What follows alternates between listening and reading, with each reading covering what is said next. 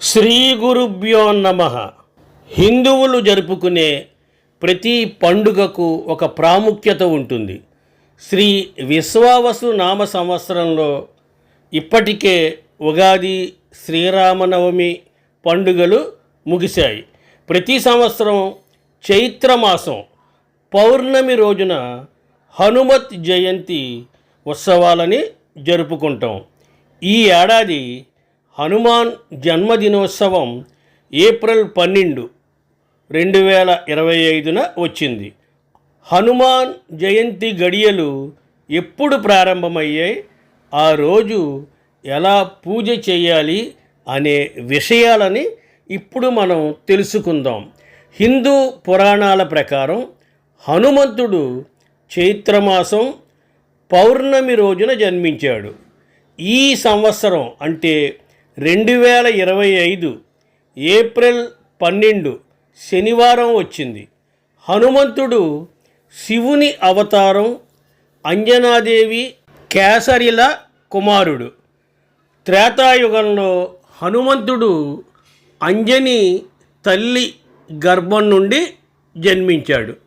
హనుమంతుడు సూర్యోదయ సమయంలో జన్మించాడు.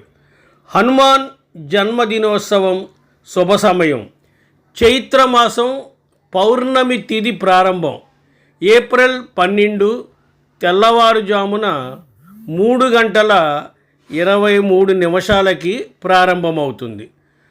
చైత్రమాసం పౌర్ణమి తిథి ఏప్రిల్ 13 ఉదయం 5:53 ముగుస్తుంది. హిందూ పంచాంగం ప్రకారం ఏప్రిల్ 12న హనుమాన్ జయంతిని జరుపుకోవాలి. హనుమంతుడి జన్మదినోత్సవాన్ని హనుమాన్ జయంతిగా మనం జరుపుకుంటాం. ఈ రోజున హనుమంతుడితో పాటుగా సీతారాములను కూడా పూజించాలి.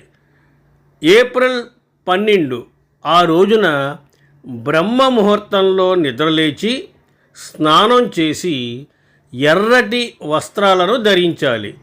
హనుమంతుడికి సింధూరాన్ని, ఎర్రటి పూలను, తులసి దళాలను సమర్పిస్తే మంచిది. హనుమంతుడికి హనుమాన్ జయంతి నాడు తమలపాకుల దండ, వడమాల సమర్పిస్తే మంచిది. సింధూరంతో, తమలపాకులతో హనుమంతుడికి అష్టోత్తరం చదివి పూజలు చేయాలి. హనుమాన్ చాలీసా, సుందరకాండ పారాయణం చేస్తే విశేషంగా ఫలితాలు పొందవచ్చు. హనుమంతుడికి హారతి ఇచ్చి అందరికీ ప్రసాదాన్ని పంచాలి. ప్రసాదంగా శనగలు, బూందీ లడ్డు, అప్పాలు వంటివి చేయవచ్చు.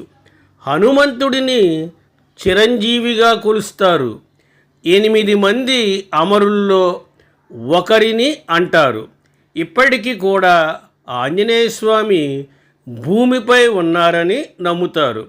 హనుమాన్ జయంతి నాడు హనుమంతుడిని భక్తి శ్రద్ధలతో ఆరాధిస్తే హనుమంతుడి ఆశీర్వాదాలు పొందవచ్చు, కష్టాల నుండి బయటపడవచ్చు.